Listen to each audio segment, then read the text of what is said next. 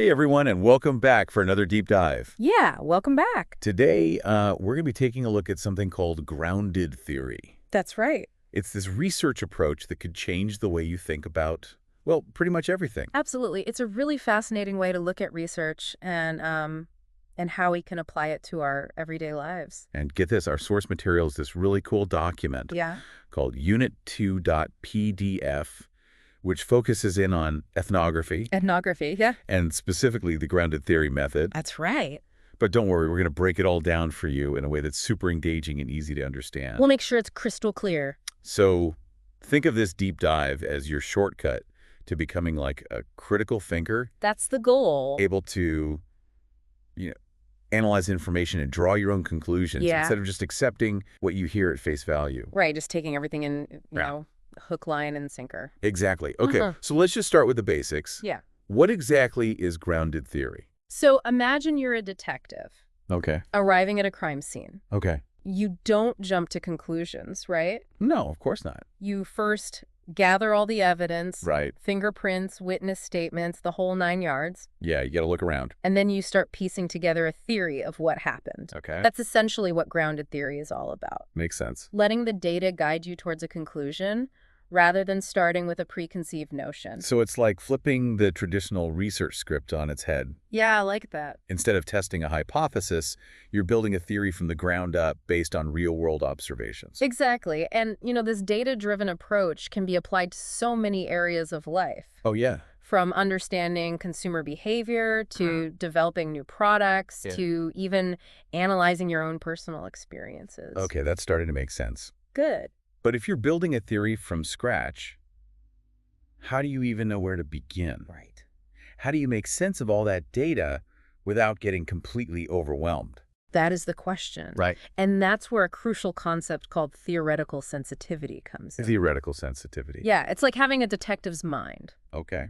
The ability to sift through clues, notice patterns, and draw meaningful conclusions. I like that. So it's not just about passively collecting data. Right. It's about actively analyzing it. Right. Searching for those aha moments that reveal something new and interesting. You got it. Okay. And that emphasis on analysis is one of the things that sets grounded theory apart from other research methods. Okay. It helps researchers develop what are considered good theories. Good theories. Ones that are reliable, robust, and truly grounded in evidence. Grounded in evidence.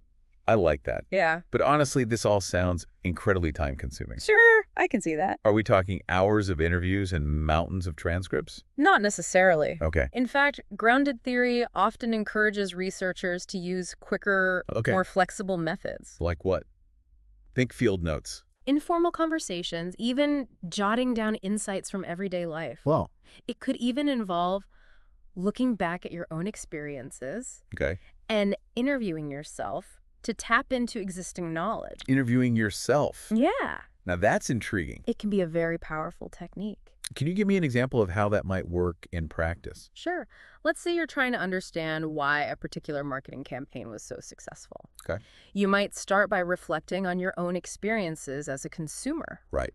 What ads have grabbed your attention? Yeah. What motivates you to buy a certain product? By examining your own responses, you can start to generate ideas and hypotheses that you can then test and refine through further data collection. It's like you're using your own intuition and experiences as a starting point for a deeper investigation. Exactly. I love that it makes research seem so much more accessible and relevant to everyday life. It really does. So we've talked about the why behind grounded theory, Yeah. but I'm curious about the how. What are the actual steps involved in this process?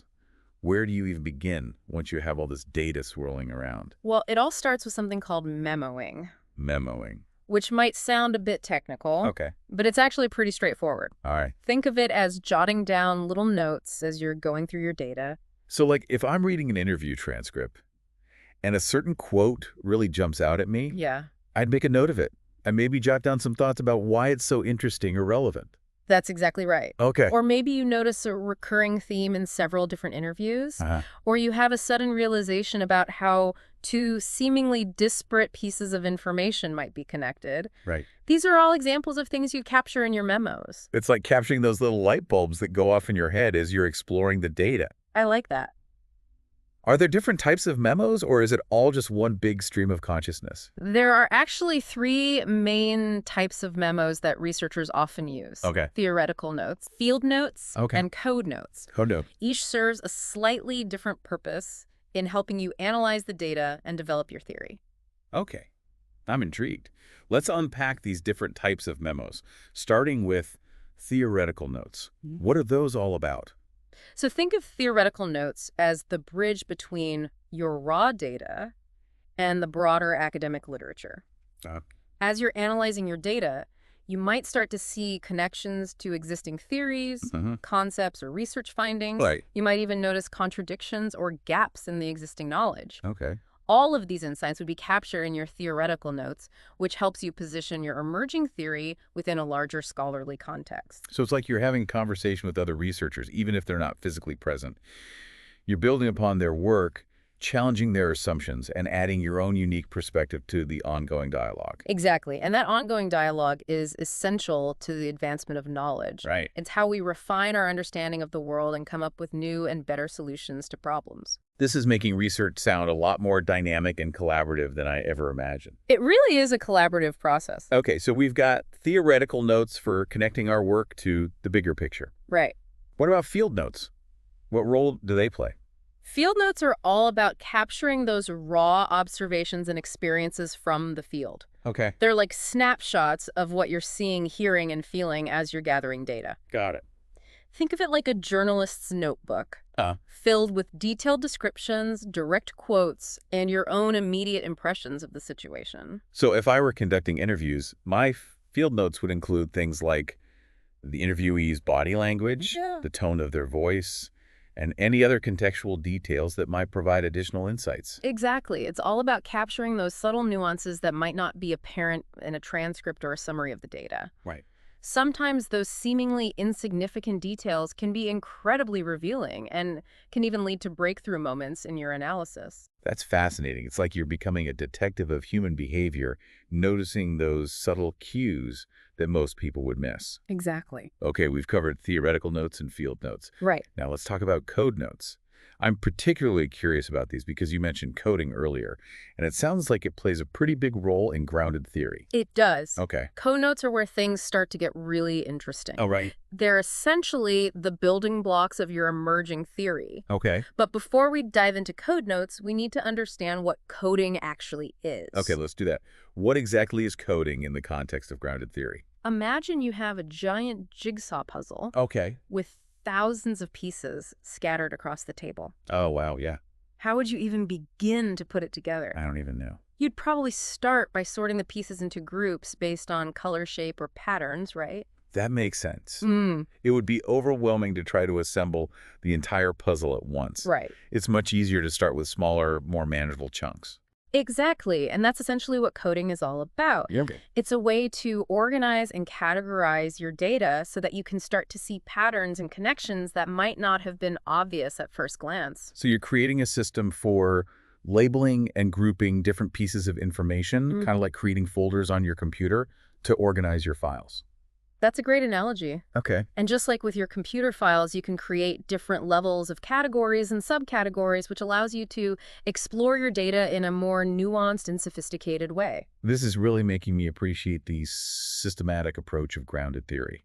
It's like you're creating a framework for understanding and analyzing complex information, which is something I think we could all benefit from in our daily lives, not just in academic research. Absolutely. And the beauty of coding is that it's an iterative process. Right.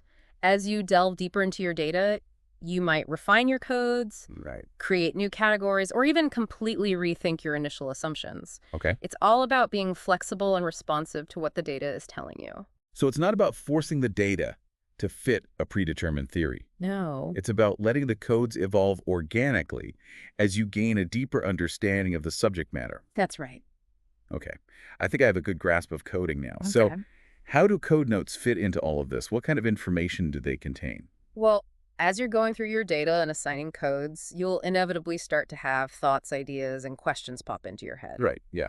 Code notes are where you capture all of those insights, Okay. connecting them directly to the specific codes they relate to. Got it.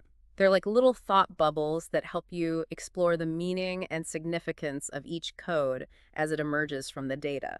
So if I'm coding an interview transcript Yeah. and I assign the code frustration to a particular quote, Uh-huh.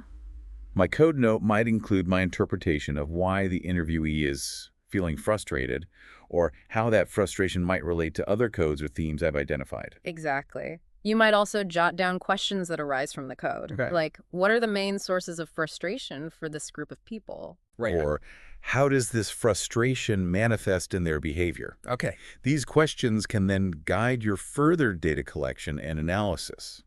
This is starting to feel like a detective novel. A little bit, right? You're piecing together clues, following leads, and constantly refining your understanding of the case as you uncover new evidence. And that's the beauty of grounded theory. Yeah. It's a dynamic and engaging process that can lead to truly surprising and insightful discoveries. Okay, we've talked about memoing coding and the different types of memos, but I'm guessing that's just the beginning of the journey, right? What happens after you've filled notebooks with all these codes and notes? Where do you go from there? That's when the real magic starts to happen. Ooh, okay. The next step is sorting, where you begin to organize all those memos and codes, Sorting. looking for connections, patterns, and contradictions that might not have been apparent at first glance. Okay. It's like you're taking all those puzzle pieces you've been carefully sorting and starting to assemble them into a coherent picture.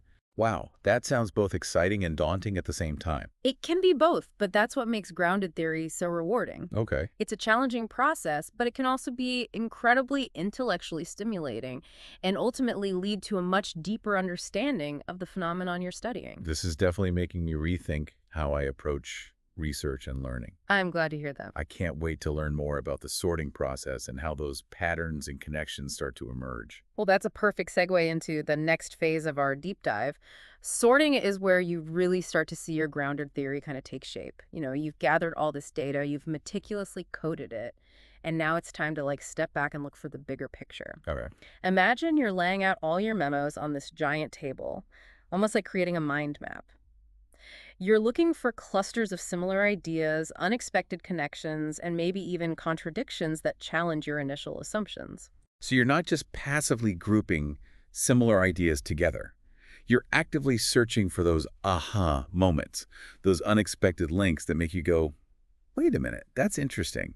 Exactly, and that's where your theoretical sensitivity really comes into play. Yeah. It's about being able to see the forest for the trees, Mm-hmm. to recognize those subtle but significant connections that might not be obvious at first glance. Okay, I'm starting to see how this all fits together. You're Yeah. building a framework for understanding this complex phenomenon, starting with those granular details and then gradually zooming out to see the bigger picture. Right.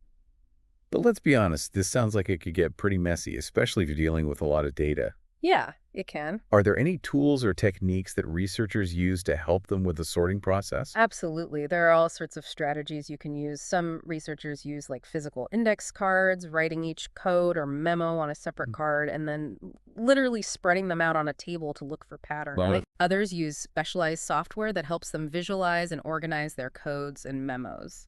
I can see how that would be helpful, especially if you're working with a large data set. Right. It's like having this digital assistant Yeah, to help you manage all those moving parts. exactly. And regardless of the specific tools or techniques you use, the key is to stay flexible and open to new ideas as you're sorting through your data. You might start with one way of grouping your codes, but then realize halfway through that another approach makes more sense. Okay. That's perfectly fine. Grounded theory is all about embracing that iterative process and letting the data guide you. It's like you're constantly adjusting your lens, zooming in and out to get different perspectives on the data. That's a great way to put it. So once you've sorted your memos and identified those key patterns and connections, what happens next is that when you start writing up your findings, You're on the right track. The next phase is indeed writing, where you take all those sorted memos and codes and weave them into a cohesive narrative. But there's actually another layer of coding that happens before you get to that point. okay, Something called axial coding. axial coding. Okay, this is the first time we've mentioned this type of coding. What exactly is it, and how does it fit into the overall process? So think of axial coding as the bridge between sorting and writing. You've identified your key categories and themes, but now you need to dig deeper into the relationships between them. Axial coding is all about exploring those connections, looking for cause and effect relationships, and really fleshing out the why behind the patterns you've observed. So it's not just about describing what you found, but about explaining why it's happening, right? Exactly. And to do that effectively, you need to go beyond simple correlations and look for those causal links that help you understand the underlying mechanisms driving the phenomenon you're studying. Okay, I think I understand the concept, but can you give me a concrete example of how axial coding might work in practice? Absolutely. Let's go back to that example of the successful marketing campaign we talked about earlier. Right. Imagine that through your sorting process, you've identified two key categories: emotional appeal and social influence. Okay. You've noticed that many of the successful campaigns you've analyzed use strong emotional storytelling to connect with consumers, and that they also leverage social proof testimonials, influencer endorsements, and so on to encourage people to jump on the bandwagon. Okay, so those are your two key categories. How would you use axial coding to explore the relationship between them? We might start by asking yourself, does one category seem to drive the other? Does emotional appeal create a sense of social belonging, making people more susceptible to social influence? Or is it the other way around? Does seeing others endorse a product trigger an emotional response, making us more likely to want it? It's like you're testing different hypotheses, looking for evidence to support or refute those causal connections. Exactly. And through this process, you might discover that it's not a simple one-way street. Perhaps there's a cyclical relationship between emotional appeal and social influence, where one reinforces the other in a kind of feedback loop. That's fascinating. It's like you're unraveling this complex web of interconnected factors, each influencing the other in these subtle but powerful ways. That's a great way to put it, and that's precisely what axial coding allows you to do. It helps you move beyond simple descriptions to develop a more nuanced and sophisticated understanding of the phenomenon you're studying. Okay, I'm really starting to see the power of this approach. It's like you're building this multidimensional model of the world, one that accounts for all those complex interactions and feedback loops. Yeah. But I'm also wondering, isn't there a risk of getting lost in the weeds with all this coding and sorting and axial coding? How do you know when you've done enough? When do you finally emerge from the data and start writing up your findings? That's a great question, and it's something that every researcher grapples with. There's no magic formula for knowing when you've reached saturation, the point at which you're no longer uncovering new information or insights. But there are some signs to look out for. For example, if you're coding new data and finding that most of it fits neatly into your existing categories, that might be an indication that you're approaching saturation. So it's like you're putting together a puzzle and you start to notice that most of the remaining pieces are just filling in the gaps rather than creating new sections of the image. That's a great analogy. And at that point, you can start to shift your focus from data collection and coding to the next stage of the grounded theory process writing. Okay, now this is the part I've been waiting for. After all that coding and sorting, you finally get to put pen to paper or fingers to keyboard, as it were, and start crafting your narrative. But I'm curious, what does that writing process actually look like? Is it just a matter of summarizing your findings, or is there more to it than that? There's definitely more to it than just summarizing. Remember, you're not just reporting on what you found. You're building a theory, and that means you need to go beyond simply describing your categories and codes and start weaving them into a compelling and coherent argument. So it's about creating a story that connects the dots, explains the why, and ultimately offers new insights into the phenomenon you're studying. Exactly, and that's where your theoretical sensitivity really shines. You're drawing on all your analytical skills to craft a narrative that is both insightful and persuasive. Okay, I'm starting to see the bigger picture here. But before we move on to the writing process, I want to make sure we've covered all the different types of coding. Hmm. We talked about open coding and axial coding. Are there any other types of coding that are commonly used in grounded theory? There is one more: selective coding, and this one is particularly important because it helps you bring all your hard work together and crystallize your central story. Selective coding. Okay, tell me more. What makes it different from open coding and axial coding? Well, if you think back to open coding that was all about identifying those initial concepts and categories that emerge from the data, it's a very open-ended exploratory phase where you're casting a wide net and seeing what you catch. Axial coding, on the other hand, is about digging deeper into those categories, exploring their relationships, and looking for those causal connections. Right. So open coding is like creating the puzzle pieces, and axial coding is like figuring out how those pieces fit together. Where does selective coding fit into this analogy? Selective coding is like choosing the centerpiece of your puzzle, the one that anchors the whole image and gives it meaning. Okay. It's about identifying that core category or concept that ties everything together and really captures the essence of your grounded theory. So it's about zooming in on that one key idea that represents the heart of your findings. But how do you choose that central theme? It seems like a pretty big decision. It is, and it's a decision that should be driven by the data, not by your preconceived notions as you've been going through the process of open coding, axial coding, and sorting. You've probably started to notice that certain categories or concepts keep popping up, that they seem to be particularly influential or interconnected. It's like those ideas that keep demanding your attention, the ones that seem to be at the heart of the action.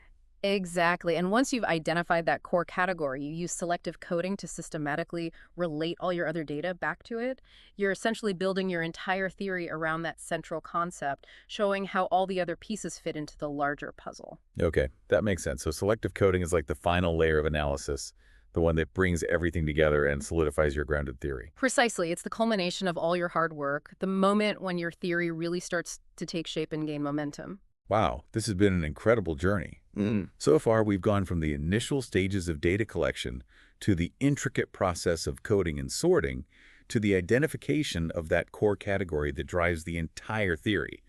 It's truly amazing to see how all these different pieces fit together to create a powerful tool for generating knowledge and understanding. It is, and it's a testament to the ingenuity of the researchers who developed grounded theory. They created a system that is both rigorous and flexible, allowing researchers to delve deep into complex phenomena while staying grounded in real-world data. Okay, so we've covered all the major steps involved in developing a grounded theory. But I'm curious, once you've gone through all this work, what do you actually do with a grounded theory? How do you share it with the world and make sure it has a real impact? That's a great question, and it brings us to the final and arguably most important stage of the grounded theory process. Well, it's all about communication, sharing your findings in a way that's both rigorous and engaging. Communication. Okay, so are we talking about like writing a research paper? Well, that's certainly one option, but grounded theory can also be shared through other mediums. Okay, like what? Think presentations, workshops, even creative formats like documentaries or podcasts. Oh, interesting. So it's not just about confining your findings to the ivory tower. Exactly. It's about making your research accessible to a wider audience and sparking new conversations and collaborations. Okay, so let's say I've developed this amazing grounded theory that I'm really excited to share with the world. Right. What are some tips for effectively communicating my findings? Well, first you need to know your audience. Right, okay. Who are you trying to reach and what's the best way to connect with them? Yeah, that makes sense. Second, you need to tell a story. Okay. Don't just present a dry list of facts and figures. Uh-uh. Weave your findings into a compelling narrative that captures the imagination and keeps your audience engaged. So, like, highlight those aha moments. Exactly, those moments of discovery that make your research so fascinating. Okay, and what about the visuals? Should I be using charts and graphs and all that stuff? Visuals can be incredibly powerful, but use them strategically. Okay. Choose visuals that enhance your story and make your data easier to understand. So it's not just about throwing in a bunch of random graphs and charts. It's about using visuals to support your narrative and make your findings more impactful. I like that. Okay, so I've presented my findings. I've shared my grounded theory with the world. Yeah. What happens next is that the end of the story. Not necessarily. The beauty of grounded theory is that it's an ongoing process of discovery. Right. Your findings might spark new questions, lead to further research, or even inspire others to apply your theory to different contexts. So it's like planting a seed that continues to grow and evolve. Exactly, and that's what makes research so exciting. It's a never-ending journey of exploration and discovery. Well, this has been an amazing deep dive into grounded theory. It has. I've learned so much about this approach, and I'm really excited to start applying it to my own work and my own life. I'm glad to hear that. So for our listeners who are just as fascinated by grounded theory as I am, Yeah. what are some key takeaways they can walk away with today? I think the most important takeaway is that research doesn't have to be intimidating or inaccessible. Right? Grounded theory provides a framework for anyone to become a researcher in their own right. Yeah, anyone can do it. To ask questions, gather data, analyze it, and draw meaningful conclusions. And those conclusions can lead to real-world change. Absolutely. Grounded theory has the potential to transform the way we understand ourselves, our communities, and the world around us. Well said. This has been an incredible deep dive into grounded theory. We've covered so much ground, and I really appreciate your insights and expertise. It's been a pleasure. And to our listeners, thank you for joining us on this journey of discovery. Keep asking questions, keep exploring, and keep diving deep. Until next time. Happy exploring.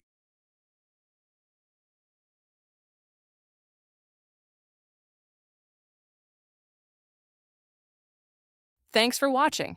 If you found this video helpful, don't forget to give it a thumbs up and share it with your friends. Your support helps us keep creating valuable content like this. And if you haven't already, hit that subscribe button and ring the notification bell so you never miss an update. Join our community for more insights into psychology and personal development. Let's grow and learn together. See you in the next video.